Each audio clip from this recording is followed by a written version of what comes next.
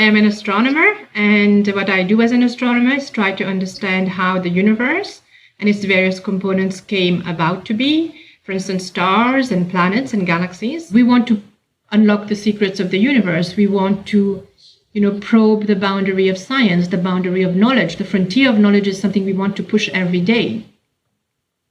When I was young, I think there were only two things that appealed to me as a career. I think a scientist was one of them, and the other was a ballet dancer. Very different thing. But in the end, science won it very easily. As a high school kid, I was always very much fascinated by math and physics. And I think the influence I had from my mother in particular was very instrumental in this, because she also was a scientist and she was doing biochemistry in the lab every day. Finally, my moment where I really got hooked on astronomy, when I did a senior project where I was using the laws of physics to look at how stars form in galaxies like our Milky Way.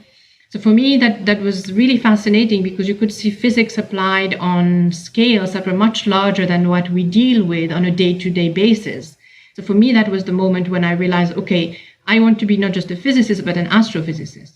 Astrophysicists are people who use the laws of physics to study phenomena that pertain to objects in the sky, to celestial objects, like stars, like planets, like galaxies. I use a lot of telescopes to look back in time. When you are looking at a galaxy that's very far away, it takes light a very, very long time to travel to that galaxy. That means this image that you are seeing on your telescope right now is not the image of the galaxy today. It's the image of the galaxy when light left it, which is 10 billion years ago. And that's why when we look at images of distant galaxies, it's like having a time machine. It's important to realize the universe today is something of the order of 13.7 billion years old. The galaxies that we see today look very mature. They look pretty regular, pretty symmetrical. The kind of things that we see at those very, very early times are very different. They are much smaller structures. They look much more chaotic. They look much more irregular.